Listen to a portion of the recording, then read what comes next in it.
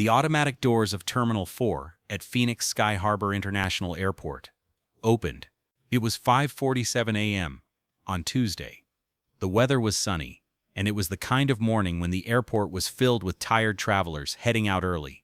Corporal James Carter moved through the crowd with measured, determined steps that bore the traces of decades of military discipline. But his left leg dragged slightly. It was a permanent reminder of a roadside bomb that had exploded in Baghdad 20 years earlier. 61-year-old James had a weathered face that told stories without words.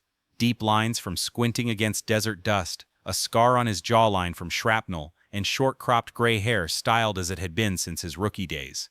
Veterans always deserve respect. Have you ever sat down and talked with a veteran in your life? Today he wasn't wearing a uniform. Instead, he wore a faded navy hooded sweatshirt with a small American flag patch sewn onto his shoulder by his late wife, comfortable gray sweatpants that easily accommodated the brace on his left knee, and a pair of worn sneakers that had seen better days decades ago. To an ordinary observer, or a judgmental one, he looked like a man scraping by on the margins of life, but in reality, he was one of the legends. However, he had traveled to Afghanistan, Iraq, and a dozen other places most Americans couldn't locate on a map. In the front pocket of his worn leather duffel bag, there was a small velvet box. Inside that box was the Distinguished Service Cross, the second most valuable medal after the Medal of Honor. James was flying to Washington, D.C., for a ceremony he didn't want to attend. A reunion of men who had lived through hell in 2003 and returned. Men who were children back then and wrote letters every year begging him to come. This year, he had finally said yes. He had bought a first-class ticket, not for luxury, but out of necessity. His doctor had been clear: keep your leg elevated and straight, or you'll need another surgery. And at your age, James, there's no guarantee of recovery. The ticket had cost $847, nearly a quarter of his monthly pension. But the alternative was to continue physical therapy for another 3 months, which hadn't worked the first time. James adjusted his bag strap and checked the departure board. Flight 745 to Reagan National, Gate C-14, on time. He sighed under the weight of memories settling on his shoulders like the backpack he used to carry. All he wanted was to get on the plane, close his eyes, and wake up when the wheels touched down in Washington. But he had no idea what was about to happen. Security was mercifully quick, but the TSA agent scrutinized his metal hip replacement with the metal detector in his hand. When James reached Gate C-14, there were still 20 minutes before boarding. The seating area was full. Businessmen in sharp suits were typing furiously on their laptops. Parents were wrestling with restless children. College students were dozing on their backpacks, creating private worlds for themselves with their headphones. Tyler Morrison was standing behind the podium at Gate C-14. Tyler was 27, with aggressively spiked, gelled hair that looked sharp enough to cut glass, and a SkyWest Airlines uniform that was a little too tight across his chest. James thought this was intentional, meant to show off the hours he spent at the gym. Tyler wasn't just working at the gate, he was running it. Tyler was having a terrible month. For the third time in 2 years, he hadn't been promoted to a managerial position. His manager, Patricia Chen, had written him a warning letter last week for creating a hostile environment with customers. Tyler felt worthless and overlooked, and he had a dangerous urge to use the little power he had. Today he was looking for a target. Who could have known it would be a retired veteran? And the expected event was about to happen. James approached the counter with the question thousands of passengers asked every day.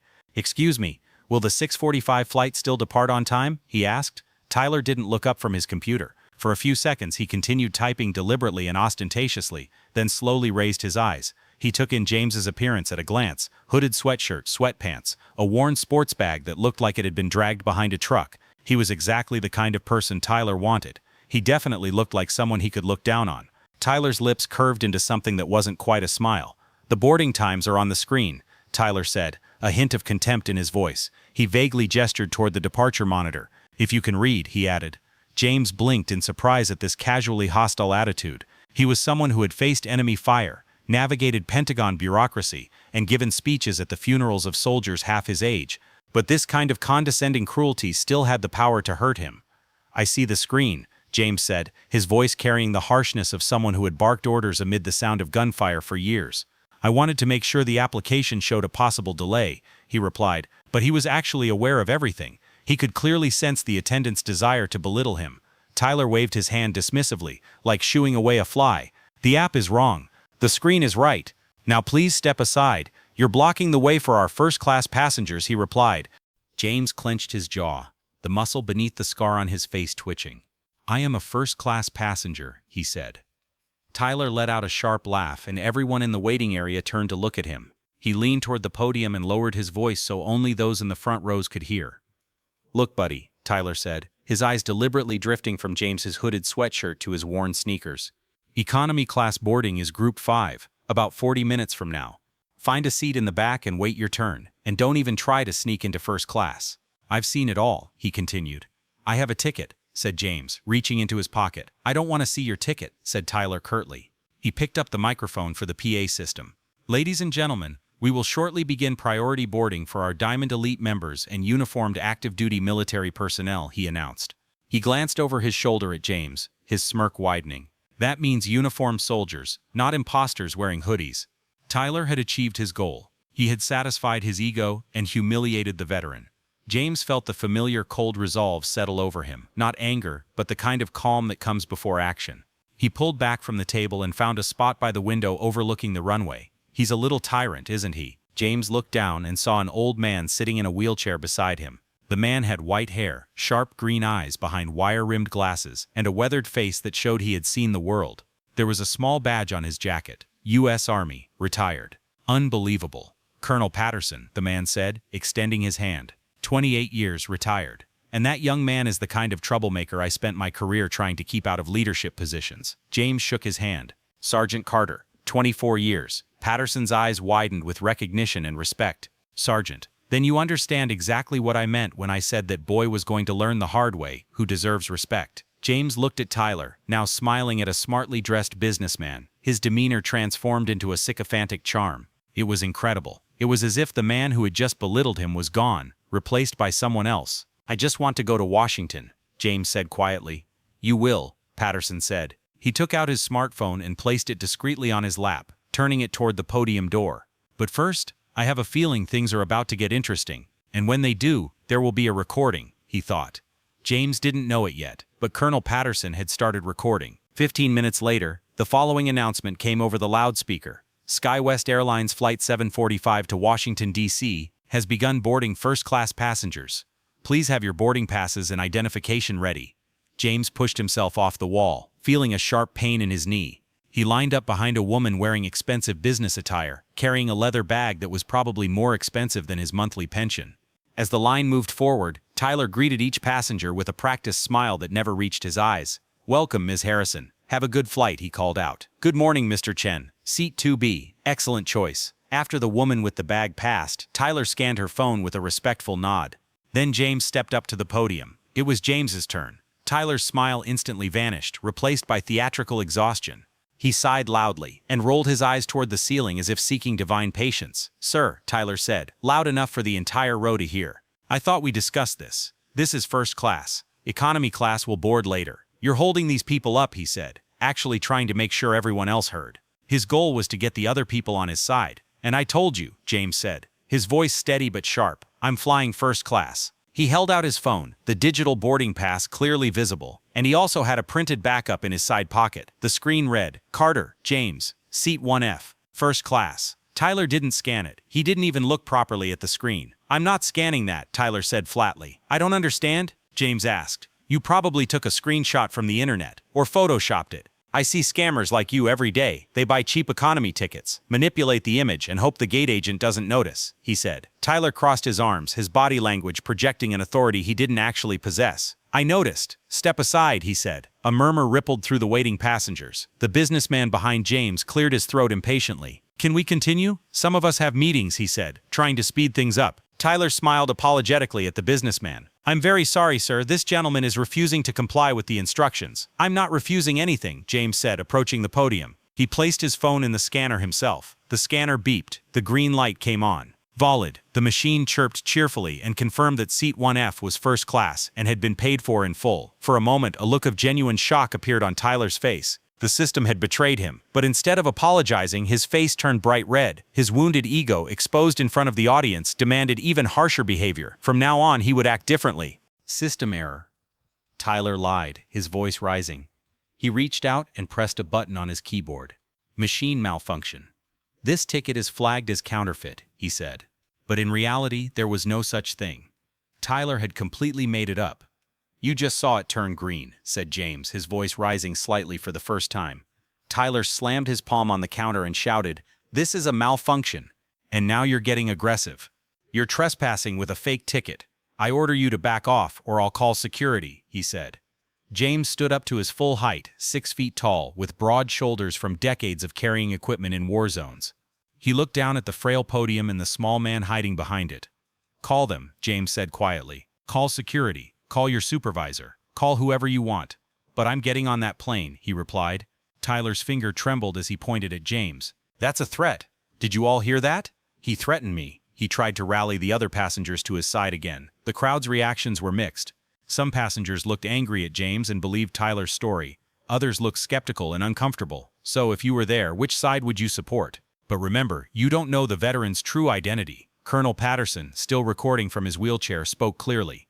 "It wasn't a threat, son. It was a fact," he said. Tyler yelled at him, "Stay out of this." He picked up his radio. "Security, gate C-14. Disruptive passenger refusing to leave boarding area. Possible threat. Acting aggressively," he called out. James didn't move. He slowly reached into his back pocket. Tyler screamed and jumped back as if James had drawn a gun. "Don't reach for anything." James deliberately calmly pulled out his wallet. He opened it and showed his military ID card, a retirement ID clearly stating his rank. U.S. Army Retired Master Sergeant. "I am a retired Master Sergeant from the U.S. Army," James said, his voice carrying across the gate area. "I served for 24 years. I bought this ticket with my pension. I'm not a con artist. I'm not a threat. I'm a paying customer demanding respectful treatment," he said. It was a shocking truth. But Tyler looked at the ID. He saw the rank. He saw the length of service. And yet he didn't see a hero. He saw a challenge to his authority. "I don't care if you're the Secretary of Defense," Tyler hissed, leaning close enough to smell James's coffee breath. "You don't look first class. You don't belong in first class. And at my gate, you won't be flying first class," he replied flatly. He took the printed boarding pass James had placed on the counter and crumpled it in his fist.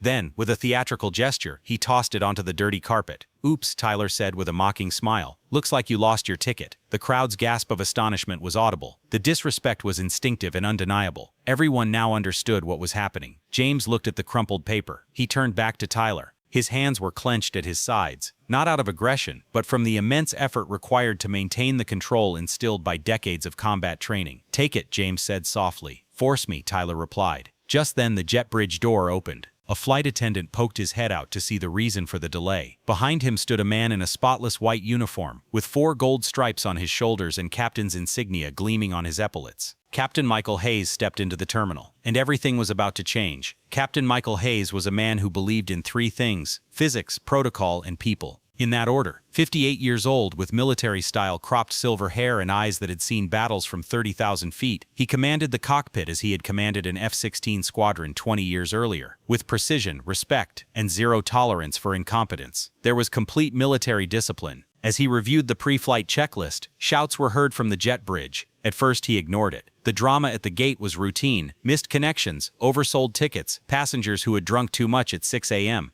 It wasn't his problem until it became his problem.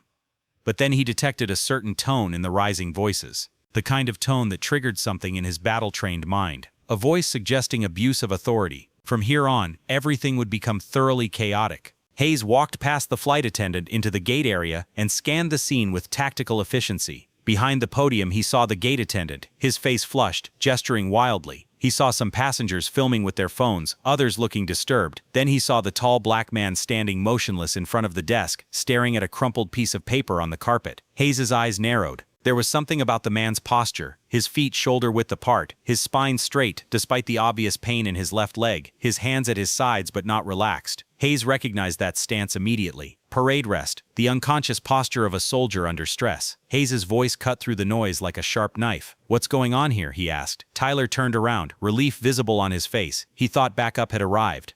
"Captain Hayes, thank God," said Tyler, his voice taking on a pleading tone. "This passenger is being abusive. He tried to board the plane with a fake ticket. He threatened me. He refused to get off when I asked him to. I even called security," he said, trying to enlist the captain's support. Hayes walked slowly toward the podium. He didn't look at Tyler. He looked at the man standing motionless, still staring at the paper on the floor. Then Hayes looked at the military ID card. The man was still clutching in his hand. When he read the rank, his eyes widened. "Sergeant Major." Hayes pointed to the crumpled paper on the carpet and asked, Is this his ticket? It's invalid, Captain, Tyler said, suddenly hesitating. I was properly disposing of it, he replied. Hayes didn't respond. He just bent down, the captain of a plane responsible for the lives of $1,807 $20 million machine, and picked up the crumpled ball of paper from the dirty terminal floor. He smoothed it out on the counter with careful, almost reverent movements. Carter James, Seat 1F, First Class, Confirmation, SKW 7459283. Hayes looked at the name, then he looked at the man's face. 20 years vanished in an instant. The terminal disappeared. Hayes had returned to Baghdad in 2003, trapped upside down in a burning Humvee, fuel leaking into his flight suit, his leg pinned under bent metal, the sound of AK-47 fire drawing closer. Everyone had retreated. The orders were clear. The vehicle was lost. The position was compromised. Fall back to the secondary position. Everyone had retreated, except one person. A sergeant major running toward the burning wreckage, refusing to leave it, ripping the door off its hinges with his bare hands. The one who took a bullet in the hip while pulling Hayes out. The man who carried him 2 miles under enemy fire to the evacuation zone. Yes, this was the sergeant major who saved his life. Hayes remembered the man's face. He was younger then, untouched by time, but his eyes were the same unwavering calm. Hayes asked, "Sergeant Carter?" The commanding voice was gone, replaced by a quieter one, a voice full of admiration. James looked properly at the pilot for the first time, surprise appearing on his worn face. "Michael," Hayes said, a smile breaking his professional composure. "Lieutenant Hayes, Alpha Company, 2003, Baghdad." An absolute silence reigned in the terminal. James narrowed his eyes and studied the pilot's face. Then he recognized him. "Hayes? The pilot? The one who wouldn't stop making terrible jokes during the evacuation?" he asked. "The one you carried 2 miles with a broken hip," Hayes corrected, his voice full of emotion. "He said if you hadn't run into the fire and pulled me out, I wouldn't be here." Tyler's face paled. The passengers had stopped moving, stopped breathing, sensing something important was happening. Hayes ignored the protocol, and Tyler completely, circling around the podium. He walked directly toward James and extended his hand. "Sergeant," Hayes said, "this is an honor. A real honor," showing his respect for him. He felt immense gratitude towards him, both for being a veteran and for saving his life. James, still trying to process what had happened, shook his hand. "Captain, I didn't recognize you with your silver hair," he said. 20 years does that," Hayes said. Then his face hardened and he turned to Tyler. "What exactly happened here?" he asked. Tyler opened his mouth, but Colonel Patterson spoke from his wheelchair. Patterson said, "I recorded everything, Captain," holding up his phone. "Every word, every move," he added. Hayes looked at the old veteran, noting the army badge on his jacket. He gave a nod of respect, customary among soldiers, then turned to Tyler. "Explain, now," he said. "Captain, Tyler's voice trembled. "There was a glitch in the system. The ticket was invalid. I was following protocol for suspected fraud," he lied. His only goal was to clear himself. A woman in the boarding line interrupted. "I saw you scan your ticket. The machine was green. It was valid. This agent called it a malfunction and wouldn't accept the ticket," he replied. Hayes' jaw tightened. "Did you throw his boarding pass on the floor?" he asked. Tyler's silence was answer enough. "Did you do that?" Hayes repeated in a tone that would unsettle even grown men. "Did you throw a paying passenger's boarding pass on the floor like trash?" he asked again and again. Tyler replied, "It was an accident." Bullshit. The captain's profanity, unusual for his normally calm demeanor, shocked everyone. "You humiliated a passenger. You judged him with prejudice. And you tried to prevent a man who deserved that seat more than any of us from boarding the plane." Tyler's face crumpled. "Captain, please. I didn't know," he stammered. "That's the problem." Hayes cut him off. "You didn't know because you didn't ask. You didn't verify. You just saw a guy in a hoodie and decided he didn't belong here. 2 airport police officers came running. We got a report of a disturbance, they said." Tyler tried desperately to speak, to regain control, but Hayes raised his hand to silence him. "Officers," Hayes said, turning to the police with commanding authority, "there is no disturbance. However, this gate attendant seems to be experiencing some kind of problem that is preventing him from doing his job. I would suggest that you remove him from my passengers before this escalates into a lawsuit." The officers looked at Tyler, who was drenched in sweat and visibly shaking. They looked at the calm captain. The choice was clear. "Sir, step away from the podium," the chief police officer said to Tyler. Tyler stammered helplessly. "But he," and pointed at James. "He threatened me." "Actually," Colonel Patterson pushed his wheelchair forward, "I recorded the entire incident. The only threat came from this young man," he said. He turned his phone screen toward the officers. Even from a distance, Tyler's mocking face was clearly visible. Tyler's legs nearly gave out. He grabbed the edge of the podium for support. Hayes turned to James. "Sergeant, if you're ready, we'd be honored to have you on board," he said. James nodded, his throat tight. "Good." Hayes looked at the flight attendants exiting the jet bridge. "Tell the first officer to hold the checklist. Connect to the intercom." "Captain, what are we doing?" The lead flight attendant began. "Something we should have done 20 years ago," Hayes said. Turning to face the entire gate area, he spoke in a commanding tone. "Ladies and gentlemen, may I have your attention," he said.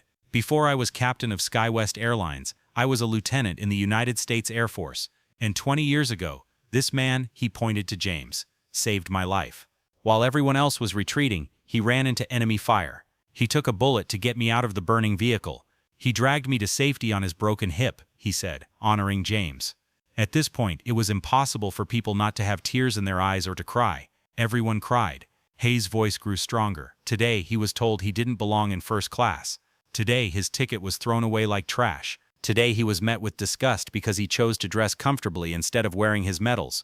He turned to his crew gathered at the jet bridge entrance.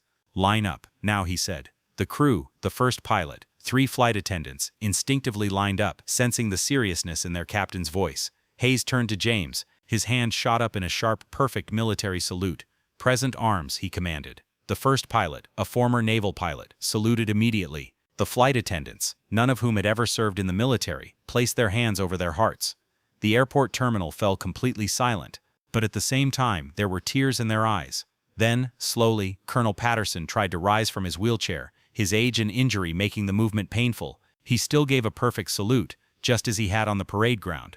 3 rows back, a man in a business suit stood up and placed his hand over his heart. Then another passenger. Then another, and another. Within seconds, nearly everyone in the gate area was standing, some saluting, some placing their hands over their hearts, some simply standing respectfully, weeping. How would you feel in this situation? The applause began as a small wave, then it turned into a loud wave echoing through the terminal. James stood there, his worn face finally cracking with an outburst of emotion. He blinked rapidly, fighting back tears. "Thank you," he murmured quietly, but deep down he felt immense pride. Hayes left his salute and walked toward James, picking up his worn duffel bag. "I'll carry this. You just walk, Sergeant," he said. As Hayes escorted James toward the jet bridge, he stopped right in front of Tyler, who was standing among the police officers. "You," Hayes said, his voice cold enough to freeze. "You judged a hero by his clothes. You enforced the rules you thought gave you power. But real power, Tyler, is what that man has, the power of character. Something you'll never understand." He turned to the officers. "Hold him here. The station chief is on his way." Tyler's face went white. He knew exactly what this meant. As James crossed the jet bridge, the first-class passengers waiting in line moved aside. "Right ahead, sir," said a businessman, bowing his head. "Thank you for your service," whispered a woman. James nodded to each of them, his limp becoming more pronounced as the adrenaline wore off. But when he stepped onto the plane and saw the spacious first-class cabin, cream-colored leather seats, soft lighting, the luxury he had paid for but was told he didn't deserve, something inside him relaxed. He had made it. Not only had he boarded the plane, but he had also survived another battle with his dignity intact. Behind him in the terminal, Tyler Morrison's world was collapsing. Regional Manager Patricia Chen looked like a woman pulled away from an important meeting to deal with a disaster. Her heels tapped the floor with the precision of a countdown clock. She saw the crowd still murmuring and filming. She saw the police officers. She saw Tyler, slumped in his chair, looking like a man awaiting execution. "Tyler," Patricia said. Her voice wasn't loud. It was dangerously calm. Tyler jumped. "Patricia, thank God. You have to help me. Captain Hayes." He lost control. "He humiliated me in front of the passengers. I was just following the fraud prevention protocol." Patricia raised her hand to silence him. She took out her tablet and turned the screen toward him. On the screen was the video Colonel Patterson had emailed to the company. Tyler's mocking face filled the screen. His voice was crystal clear. "You don't look like a first-class passenger." Then came the moment he threw the boarding pass on the floor. Patricia paused the video during Tyler's mocking smile. "Is this fraud prevention, Tyler?" she asked. "Because to me, this looks like discrimination, harassment, and gross misconduct." Tyler's mouth opened and closed without making a sound. "I'm suspending you immediately," said Patricia, reaching for his security badge, "until the Human Resources Department conducts a full investigation." "You can't do this." Tyler tried to grab the badge. Patricia's voice turned icy. "Hand over your badge, tablet, and door codes. Now." This is unfair. Tyler's panic turned to anger. That man provoked me. Officer. Patricia nodded to the police. Please escort Mr. Morrison out of the security area. He no longer has access. As the police held Tyler's arms, his mind raced with desperate calculations. He still had his phone. He still had his working app. His access wouldn't be revoked for at least another hour. And Tyler Morrison, in his final act of petty revenge, was preparing to commit a federal crime. At 35,000 feet, the Boeing 737 glided smoothly above the white clouds. The morning sun bathed the cabin in a soft golden hue, and the hum of the engines created a peaceful, almost meditative atmosphere. In Seat 1F, James Carter fully reclined his seat and, for the first time in months, was able to properly extend his injured leg. A flight attendant named Sarah brought him a glass of sparkling apple cider in a crystal goblet. He declined alcohol, a decades-long habit dating back to his days in the military, and a warm towel with a light lavender scent. Mr. Carter, Sarah said softly, Captain Hayes asked me to inform you that all drinks and meals are complimentary in first class today. It's his personal instruction. James smiled, the tension at the gate finally beginning to slip from his shoulders. That's very generous. Please thank him for me. He also asked me to give you this. Sarah handed him a handwritten note on SkyWest Airline's letterhead. James opened the note. Sergeant, 20 years ago, you gave me my life back. Today I'm giving you back what you already paid for. Respect. Enjoy your flight. Michael Hayes. James carefully folded the note and placed it in his wallet, next to the faded photograph of his wife that he carried with him everywhere. He looked out the window at the clouds below, his mind returning to Baghdad, to the heat, dust and chaos of the war that felt like yesterday and a lifetime ago. Meanwhile, 35,000 feet below, Tyler Morrison was about to make the worst decision of his life. The police officers, following protocol, took Tyler to the employee break room next to the security checkpoint exit. Tyler said he wanted to use the restroom before leaving the secure area. The officers accepted this reasonable request without suspicion. Tyler locked himself in the bathroom stall, his hands shaking so badly he nearly dropped his phone twice. His mind was racing with anger, humiliation, and the urge to do to someone else what had been done to him. They can't do this to me, Tyler thought, opening the SkyWest employee app on his phone. I followed the rules. I was doing my job. That old man set me up. Tyler's finger hovered over the app icon. He knew the system better than most supervisors. 6 months ago, during a training session, he had memorized the administrator override password when the instructor wasn't looking. It was against policy, but Tyler had convinced himself it was just to be prepared. He logged into the back-end reservation system, an interface that gate agents weren't supposed to access directly. The credentials were still active. IT wouldn't revoke them for at least another hour. Tyler went to the passenger list for Flight 745. He scrolled down to Seat 1F. Carter, James, boarded the plane. Status, active. Tyler's jaw clenched. He could see the confirmation right there. The system showed exactly what everyone had told him. Valid ticket, legitimate passenger, boarded the plane according to procedure. But if there was no record of him being on the plane, this thought was poisonous, irrational, and fueled by pure hatred. Tyler knew it was wrong. He knew it was illegal. But at that moment, with his career ruined and his ego shattered, he wanted revenge more than his freedom. Let's see if he likes landing in Washington without a boarding record, Tyler thought ruthlessly. Let's see how he explains this to Customs and TSA. Let's see if he likes being interrogated. Tyler's finger moved to the delete command. Do you want to delete the passenger record? This action cannot be undone. He typed the override code. The screen asked for a reason. Tyler typed security threat, fake boarding, passenger investigation required. He pressed the confirm button. The screen loaded for 3 seconds that felt like an eternity. Then it flashed red. Error, transaction denied, biometric verification required. Tyler stared at the screen in disbelief. They had updated the security protocols. To delete a passenger boarding an active flight, fingerprint verification was required on a tablet provided by the company, which was no longer his. No, no, no, Tyler whispered, frantically trying again. His phone vibrated. An automated text appeared at the top of the screen. Warning, unauthorized access attempt detected. Flight manifest security breach reported. Location, PHX Terminal 4. IP address logged. Corporate security notified. Tyler's blood ran cold. The violent pounding on the bathroom door frightened him so much he nearly dropped the phone. Morrison.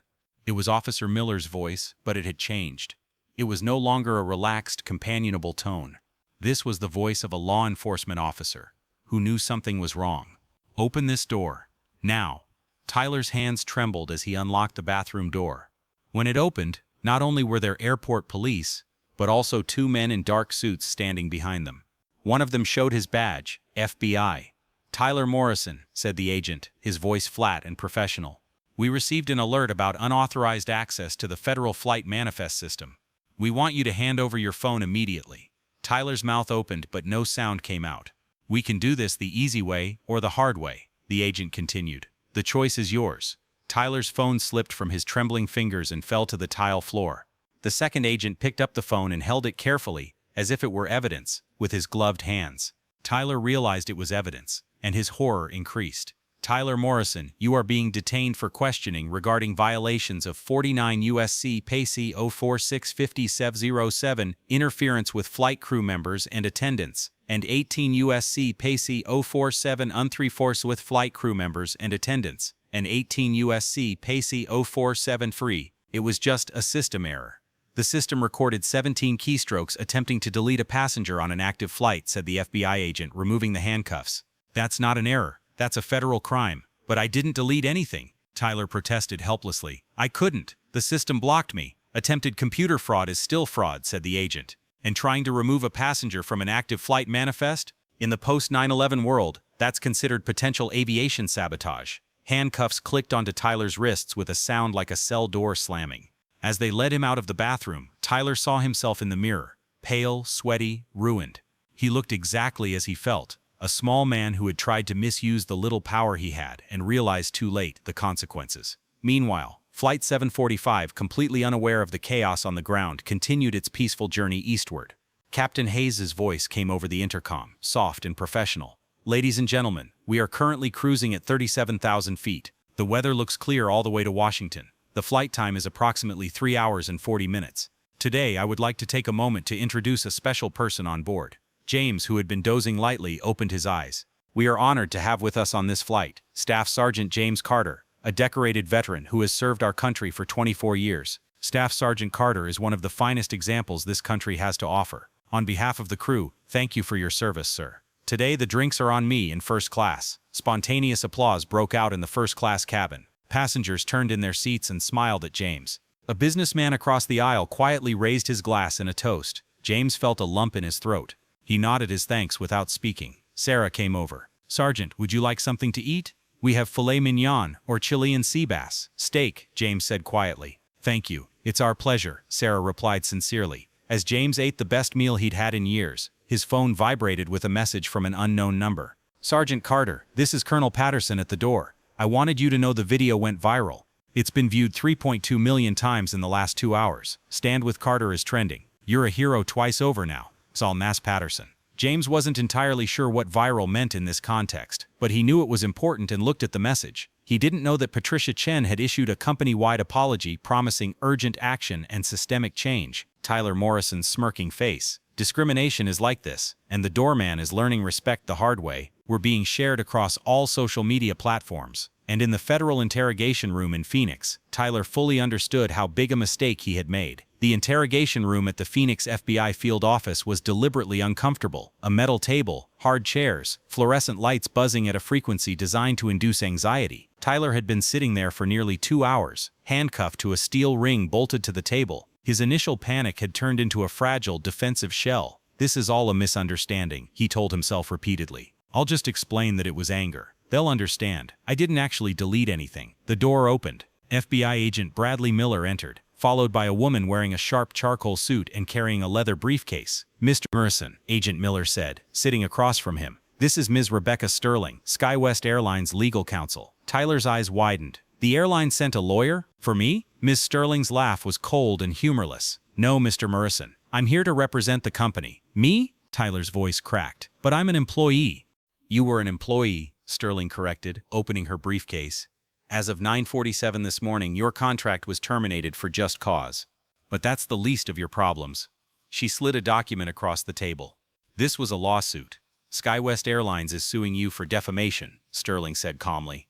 The video of your behavior has been viewed over 5 million times. We received 3,000 complaint emails. 2 major corporate clients threatened to terminate their contracts. The conservative estimate of the damage, $2.3 million. Tyler stared at the numbers, unable to process them. I don't have $2.3 million.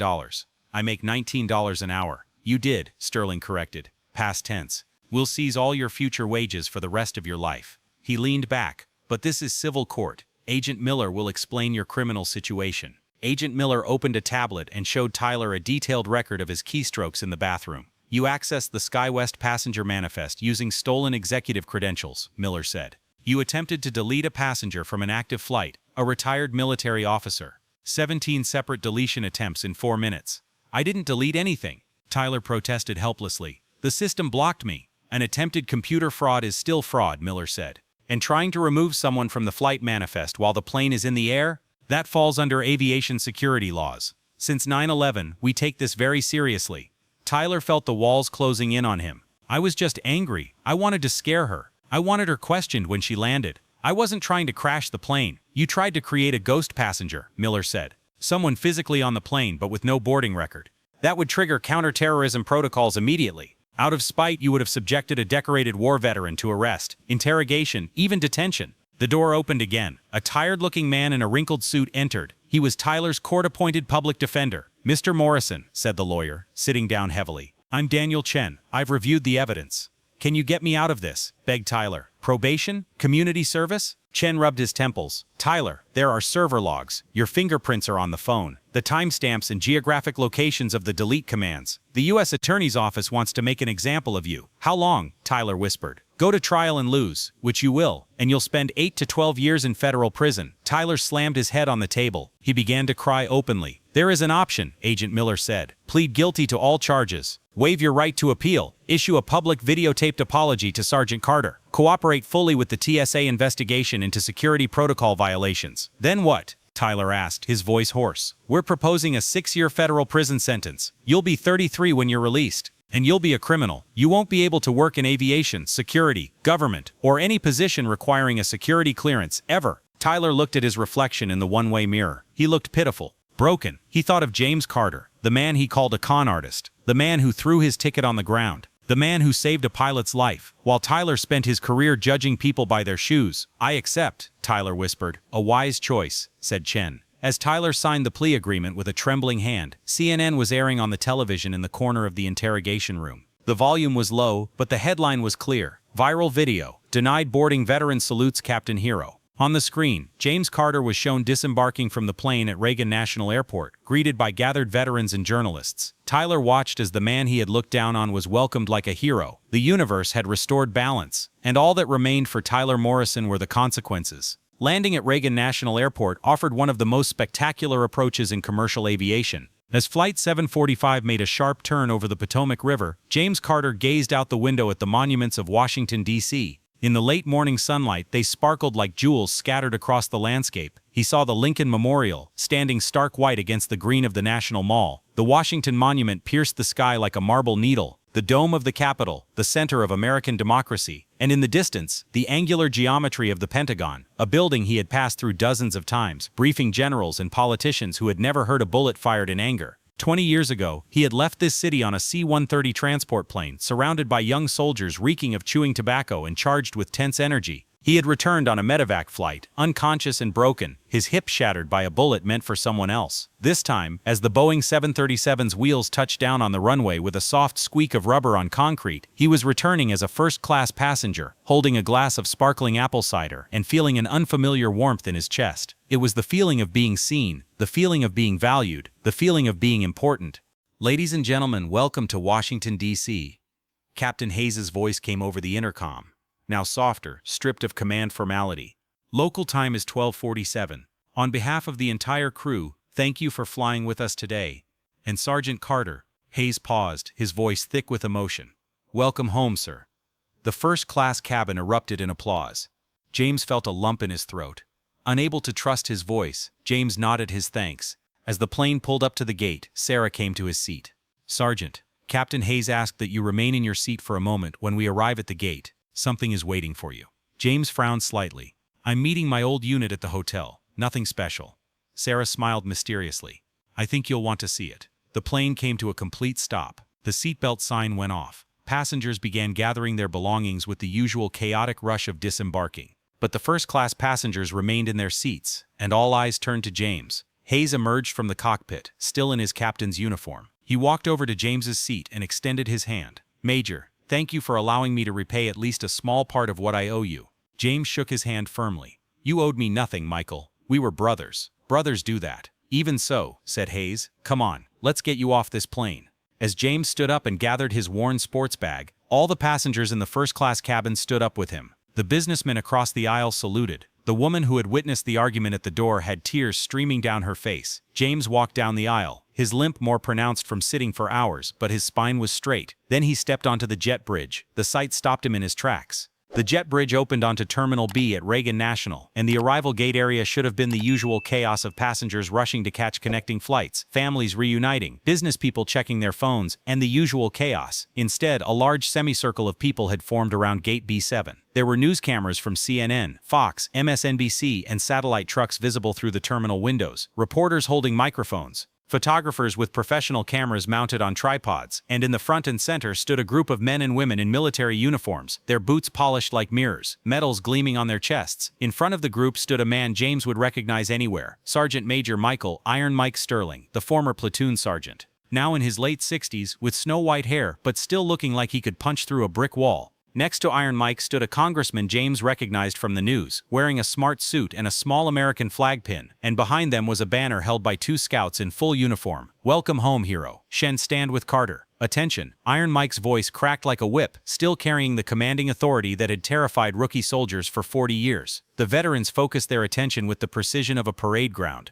James froze, his bag slipping from his shoulder to the ground. What is this?" he whispered. Iron Mike stepped forward, a smile that held both joy and mischief appearing on his weathered face. He gave James a tight hug. "You're viral, brother," Mike said, slapping James's back hard enough to rattle his teeth. "That Dorman video? It's been viewed 10 million times and counting. The whole country is watching. Stand with Carter has been trending #1 for 6 hours. James stepped back, looking at the cameras, the crowd, the group. "I just wanted to get on the plane." "You did more than that," said the congresswoman, stepping forward and extending her hand. "Corporal Carter, I'm Representative Julia Haynes. I represent Virginia's 8th District. I saw the video this morning. Standing up for your honor in the face of such disrespect touched the hearts of millions of Americans." She pointed to the crowd. "People are tired of our veterans being treated invisibly. Your story has become a rallying cry." James felt overwhelmed. He wasn't a politician. He wasn't a celebrity. He was just a soldier trying to keep his leg above water. "Is my unit here?" James asked, his voice hard. "At the hotel," Mike smiled. "They're waiting to ambush you at tonight's dinner. But first, someone wants to meet you." Mike stepped aside.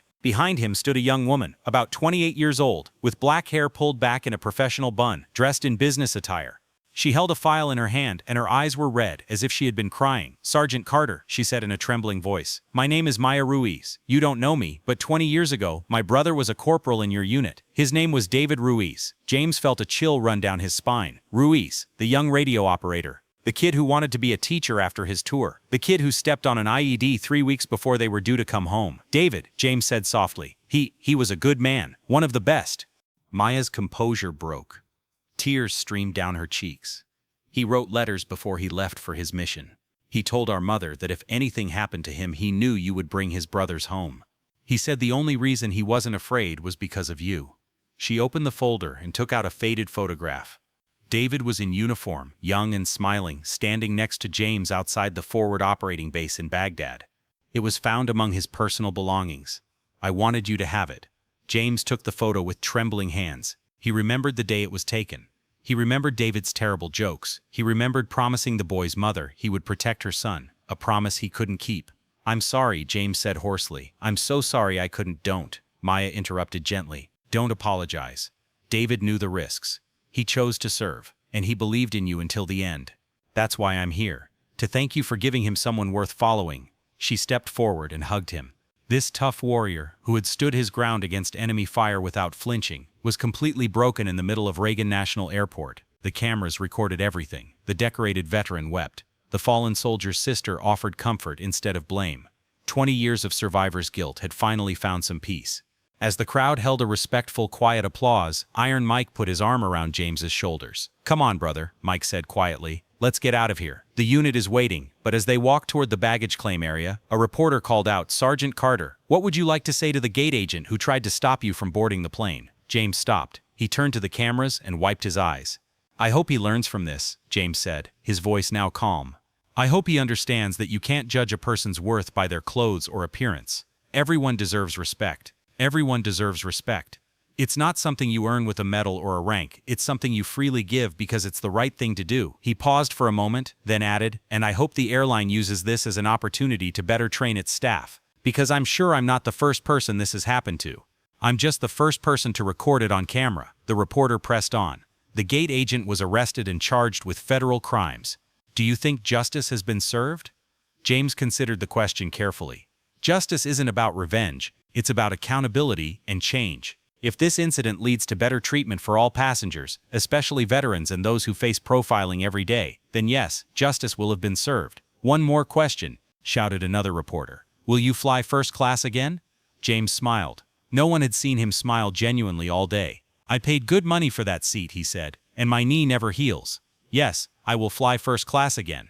And I hope all the airlines in America are watching and learning that respect is not a luxury, but a standard. As James and his veteran friends passed through the terminal, his phone kept vibrating with messages. From Colonel Patterson. The video has been viewed 12 million times. You're on all the news channels. America needed a hero today. I'm proud to have recorded it. From Captain Hayes. The crew sends their regards. If you ever fly SkyWest again, you'll never pay for first class. Company policy. My recommendation. CEO's approval. From Patricia Chen. Sergeant Carter. I'm Patricia Chen, SkyWest Regional Director. I can't apologize enough for how you were treated. We're implementing mandatory anti-discrimination training company-wide. What you experienced will change how we do business. Thank you for your kindness. And a message that stopped him in his tracks. From an unknown number. Sergeant Carter, this is Phoenix VA Hospital. We saw your story. If you're still dealing with complications from injuries sustained while serving, please contact us. We want to help you. You've made enough sacrifices. Let us repay our debt to you. James watched the last message for a long time, then put his phone in his pocket. As they stepped out of the terminal into the humid Washington afternoon, a motorcycle convoy roared to life. The Patriot Guard riders, veterans who escort military funerals on Harleys and honor soldiers. They had come for James. What do you say, Sergeant? Iron Mike asked with a grin. Want a police escort to the hotel? James looked at the motorcycles, the flags, the veterans standing at attention, and the cameras still rolling. He looked at Maya Ruiz, clutching her brother's photo. He looked at the crowd of ordinary Americans applauding a hooded man who was said not to belong here, leaving his busy days behind. Let's go home, James said. And for the first time in 20 years, he truly felt like he was coming home. Meanwhile, at the Federal Detention Center in Phoenix, 2,000 miles away, Tyler Morrison was learning how different his homecoming would be. The federal courthouse in Phoenix was a harsh concrete structure that seemed designed to crush hope. Tyler sat in the defendant's chair, wearing an orange jumpsuit that formed a terrible contrast with his pale, gaunt face. 6 months had passed since his arrest. 6 months of legal proceedings, plea bargains, and the slow dissipation of the illusion that this incident would fade into oblivion.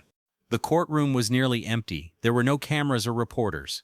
The viral cycle continued, but the justice system did not. Mr. Morrison, said Judge Patricia Whitmore, looking down from her bench with an expression that seemed to have seen every kind of human folly and been unaffected by any of it. You abused a small amount of authority to harass a decorated military veteran. Then you attempted federal computer fraud to cover your tracks and seek revenge. The judge adjusted her glasses. You didn't just subject one man to discrimination. You disrespected every person in uniform. You used bureaucracy as a weapon against someone who served this country for 24 years. Tyler's public defender, Daniel Chen, stood up. Your Honor, my client deeply regrets his actions. He has accepted his guilt and taken responsibility. He asks for the court's mercy. Mercy, Judge Whitmore interjected, is something your client did not show when he threw Sergeant Carter's boarding pass on the ground like trash. He looked at his notes. The agreement proposes a 6-year prison sentence. I am inclined to accept this proposal, but I want you to understand one thing, Mr. Morrison. He leaned forward. When you get out of federal prison, you'll be 33 years old. You'll be a convicted felon. You'll never work in aviation again. You won't pass a background check for any job requiring trust or authority. You'll spend the rest of your life explaining to potential employers why it's acceptable to judge a hero in his tracksuit. Tyler's shoulders shook with silent sobs. I sentence you to 6 years in federal prison and 3 years of supervised release, Judge Whitmore said. You are also permanently added to the TSA no-fly list. You will never board a commercial aircraft again, either as an employee or a passenger. You wanted to keep Sergeant Carter off the plane. Instead, you banned yourself. The gavel came down with a sound like a gunshot. And what about Mr. Morrison? The judge added as the court officer moved to escort him out. I hope you spend these 6 years thinking about the difference between power and authority. Power is temporary. Sergeant Carter earned authority through 24 years of service. Learn the difference. As Tyler was led away in handcuffs, he saw his own reflection in the courtroom's reflective window. Orange jumpsuit, handcuffs, utterly broken. He thought of James Carter, probably sitting in first class on a plane right now, being treated with the respect Tyler had refused to give him. Karma hadn't just come back, it had destroyed him. A year after the incident at Phoenix Sky Harbor, the contrast between the two lives couldn't have been more stark. James Carter stood on the podium in the Pentagon's Hall of Heroes, surrounded by military officials, members of Congress, and veterans who had traveled from across the country to attend the ceremony. The room was filled with the respectful silence that comes when people know they are witnessing something important. He was wearing his official uniform for the first time in years. The blue jacket, tailored by a tailor who worked for free after seeing the viral video, was adorned with neatly arranged ribbons and medals, and the sergeant major rank gleamed on his shoulders. The Distinguished Service Cross Medal, kept in a velvet box for 20 years, was finally presented to the public. "I don't much like giving speeches," James began, his hoarse voice clear over the microphone. "I'm a soldier. I follow orders, complete missions, and bring my men home. That's our job." He looked out at the crowd. Iron Mike Sterling, sitting in the front row, had tears streaming down his weathered face. Maya Ruiz held a framed photograph of her brother David. Captain Michael Hayes, in his pilot's uniform, had flown in especially for the ceremony. "A year ago, I was told I didn't belong in the first class," James continued. "I was judged not by my service or my character, but by my hooded clothes and my limp. At that moment, it could have been just another humiliation to swallow and forget." He paused for a moment, but it became more than that. It became a discussion about how we treat people, not just veterans, but everyone judged by their appearance rather than their values. Everyone who was told they didn't belong in a place that was their right. James pulled a folded piece of paper from his jacket pocket. "Last year, I received over 50,000 letters. From veterans who had been treated the same way. From black people who face this every day. From elderly passengers in wheelchairs who are ignored. From people who look different and are subjected to prejudice treatment." His voice grew stronger. This wasn't the fault of a gate agent having a bad day. This was about a system that allowed some people to be treated as less valuable than others. And I'm grateful, truly grateful, that my experience triggered a change. He pointed to Patricia Chen standing at the back of the room with the SkyWest Airlines team. Major airlines have implemented new training protocols. Gate agents, flight crews, and customer service personnel are being trained on unconscious biases, honor-based service, and checking their assumptions at the gate. James smiled slightly. "And I'm told, what would Sergeant Carter say?" has become a frequently asked question in these training sessions. Laughter rose from the crowd. "But the real change isn't in corporate policy," James said, his voice taking on a more serious tone. "It's in how we see each other. Every day, we make choices about whether we will show respect or not, whether we will judge by appearance or character, whether we will assume the worst or act in a way that leaves no room for doubt." He looked directly into the camera recording the ceremony. These images would be used in veteran advocacy campaigns in the years to come. "A year ago, a pilot named Michael Hayes saw beyond my hooded garment and recognized the soldier underneath. He reminded everyone at that terminal that respect is not something earned with medals, but freely given because every person deserves it." James's voice trembled slightly. "Captain Hayes, would you please stand?" Michael Hayes rose from his seat, his face flushing with emotion. 20 years ago, you saved my life," Hayes said, his voice echoing in the quiet room. "A year ago, you reminded me why saving my life was valuable. Thank you, Sergeant." The room rang with applause so loud it could have shaken the Pentagon's walls. When the ceremony ended, well-wishers, reporters, and veterans surrounded James, wanting to shake his hand. But outside the crowd, near the back exit, one person caught his attention. He was a young man in his mid-20s, wearing a SkyWest Airlines uniform. James excused himself and went over to him. The young man looked tense. His name tag read, Marcus Chen, door attendant. "Corporal Carter," Marcus said, his voice slightly trembling. "I just wanted to say, I'm one of the newly trained attendants. Your story, what happened to you, changed my perspective on my job." He pulled out a photo. In it, Marcus was helping an elderly woman in a wheelchair at the door podium, both of them smiling. "This is Mrs. Washington," Marcus explained. "She was going to her grandson's graduation. She was in a wheelchair, dressed in everyday clothes, and to be honest, a year ago I might have made some assumptions."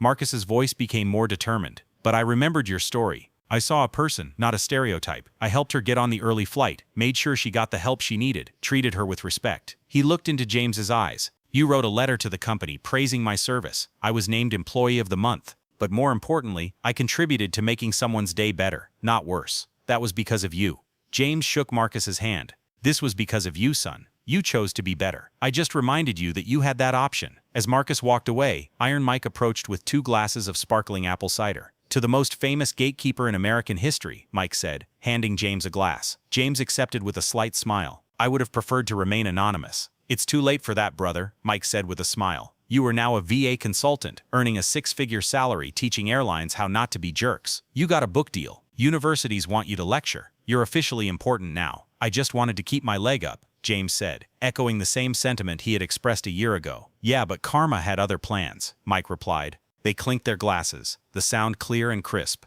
Speaking of karma, Mike added, his face darkening slightly, I heard Morrison got out of federal prison last month, paroled early for good behavior. James's face remained expressionless. I heard. 6 years reduced to 4, Mike continued. He's out, but the no-fly list is permanent, and his conviction for a felony means he can't work anywhere requiring aviation, government, or security clearance. He's bagging groceries in Tucson. James was silent for a moment. Hopefully he's learned something. Mike looked at him incredulously. After what he did to you, you think he learned something? I'm serious, James said. Ruining his life won't take back what he did to me. But if he learned a lesson, if he treats people at the grocery checkout with respect, then maybe something good came out of this terrible thing. Mike shook his head in astonishment. You're a better man than I am, Sergeant. No, James said gently. I'm just a man who's seen enough cruelty and knows that passing it on to others doesn't make anything better. 3 weeks later, in a small apartment in Tucson, Arizona, Tyler Morrison sat at a worn kitchen table, fiddling with his phone. He was now 31, his blonde hair dull, his face marked by stress and regret. His tight uniform had been replaced by a polo shirt from the supermarket. The authority he once held over passengers passing through the gate was now limited to asking, paper or plastic? On his phone screen was the video that had ruined his life and was still viewed millions of times online. The comments were brutal. This is what happens when small people get power. Hope those 15 minutes were worth 6 years in prison. Think about how insecure you are to judge a war hero. Tyler had read every comment, every opinion piece, every analysis of his mistakes, and slowly, painfully, after 4 years in federal prison and 3 months working for minimum wage, something had changed. Not atonement. Tyler didn't believe he deserved that. But understanding. He opened a blank email and began to write. Sergeant Carter, you don't know me anymore. I'm the gate attendant who threw your boarding pass on the floor, who called security, who tried to make you feel small because I thought my little authority made me important. I thought about what I did in federal prison for 4 years. Not just what I did to you, but what kind of person I was. A person who measured worth by appearance. A person who needed to put others down to feel superior. I don't expect forgiveness. I don't expect an answer. But I wanted you to know that you were right about honor. Everyone deserves that. I wish I had learned that lesson before I hurt you. I work in a grocery store now. It's an honest job.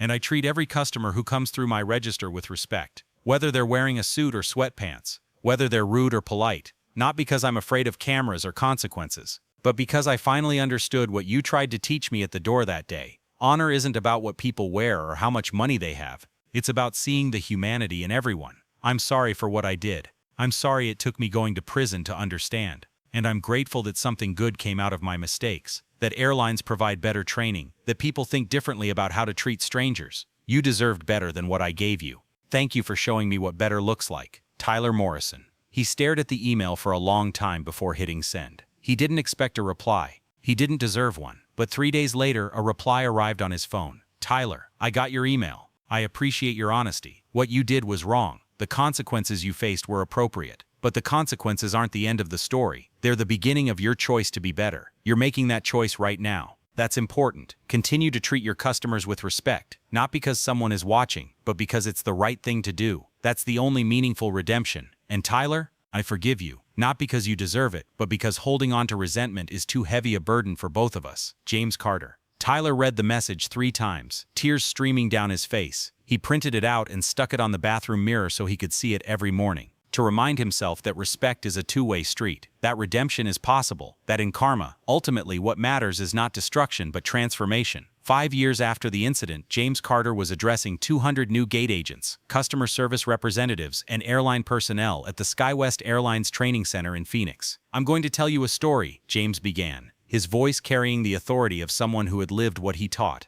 This story is about a gate agent who made a terrible choice one morning at gate C14, and a captain who made the right choice. The room was silent, everyone listening intently. But this story is about something bigger, James continued. It's about the power that each person in this room possesses. The power to make someone's day better or worse. The power to show respect or not. The power to see people or see them through stereotypes. On the screen behind him, he showed the now famous video, Tyler throwing his boarding pass, the crowd holding its breath, Captain Hayes stepping out of the jet bridge. This moment went viral because millions of people saw themselves in it, James said, either as the person being judged or as someone who has made similar judgments. He advanced the slide to show thousands of emails sent by passengers. After this incident, I heard from people who were treated the same way. Elderly passengers were told they were too old to fly first class. People of color were assumed to be in the wrong section. Disabled people were ignored as confused or difficult. James's voice grew stronger. This training you're receiving isn't about avoiding viral videos or lawsuits. It's about understanding that every passenger who steps onto your podium has a story you don't know. They might be flying to attend a funeral, to see their grandchildren, to receive medical treatment, to finally go on vacation with money they've saved for years. He pointed to the frozen image of his younger self wearing a hoodie and sweatpants. Or they could be a decorated war veteran with a broken hip, trying to keep their legs elevated to avoid another surgery. James smiled slightly. You can't know everyone's story, but you can treat everyone as if their story matters, because it does. The training session ended with a standing ovation. As James gathered his things, a young woman approached him. She was a door attendant named Sarah Martinez. "Sergeant Carter," she said tensely, "I just wanted to say, I was working at SkyWest when your incident happened.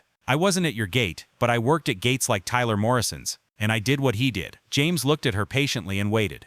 "I didn't throw away the boarding passes," Sarah explained immediately, "but I made assumptions. I judged people by their appearance. I gave better service to people in suits than to those wearing hoodies." Her eyes filled with tears. "Your story made me face my own prejudices. It made me realize I was part of the problem. Now I'm trying to be part of the solution." James put his hand on her shoulder. "That awareness, that willingness to change, that's what makes the difference. Keep making that choice every day, with every passenger." "I will," Sarah promised. As James left the training center and stepped out into Arizona's sunny weather, a message from Captain Hayes popped up on his phone. "I'm flying from Phoenix to Washington tomorrow. Shall I drop you off?" "First class, of course. My treat." James smiled and replied, "I accept the ride, but I'll pay. I have money now. Besides, I've learned something important. It's not about first-class seats. It's about being treated like someone important, and everyone deserves that, whether they're in 1F or 38D. He pressed send and looked up at the sky, watching the planes leave silver trails across the blue sky. A year ago, he had just wanted to get on a plane. Now, he had changed the entire industry's thinking about dignity, respect, and seeing people as human beings. Tyler Morrison had tried to make James invisible. Instead, he had made James impossible to ignore. And in doing so, he had started a movement that would resonate in airport terminals, training centers, and corporate boardrooms for decades to come. The universe had restored balance. But more importantly, it had reminded millions of people of a simple truth. Dignity is not a luxury, it is a right. And the choice to honor or violate that right defines not the person receiving the treatment, but the person administering it.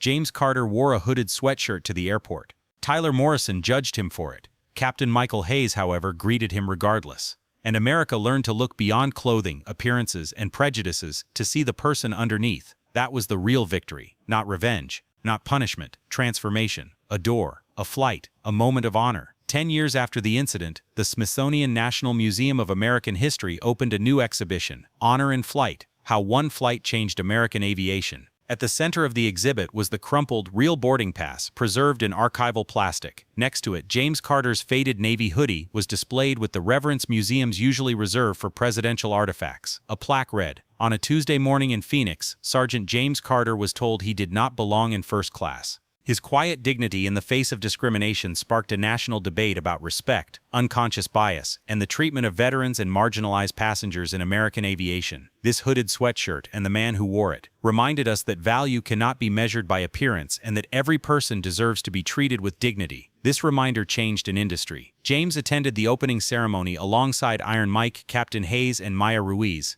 When a reporter asked how it felt to have his hooded sweatshirt displayed at the Smithsonian, James smiled. "I'm just happy it started a conversation," he said. "And I'm grateful it led to change." "Do you have a message for others who have faced similar treatment?" the reporter asked. James paused for a moment. "Be determined. Document what happens. Demand respect, not aggressively, but firmly. You deserve to be treated with respect." He paused for a moment. And to those in positions of authority, remember that power is temporary, but the impact of how you treat people lasts forever. Choose kindness. Choose respect. Choose to see people, not stereotypes. What about Tyler Morrison? The reporter persisted. What are your final thoughts on the man who started all this? James smiled slightly. I hope he's okay. I hope he's learned his lesson. And I hope he's not treating people the way he treated me. Did you talk to him after the email exchange? No, said James, but I don't need to. His journey is his own. Mine wasn't about him, it was about making sure what happened to me doesn't happen to others. Once the camera crews packed up and the crowd dispersed, James stood alone in front of the exhibit, looking at his old hoodie behind the glass. Much had changed since that moment of torment, but the lesson was timeless. Judge the character, not the clothing. Honor instead of judging. See the people, not the cliches. And never forget that true authority comes not from the power to exclude, but from the grace to include. James Carter had learned this lesson in war. Tyler Morrison had learned it in prison. Captain Hayes had never forgotten it, and millions of Americans had remembered it thanks to a viral video that began with contempt and ended with a salute. The scales were balanced. Justice had been served. And in the end, honor had prevailed.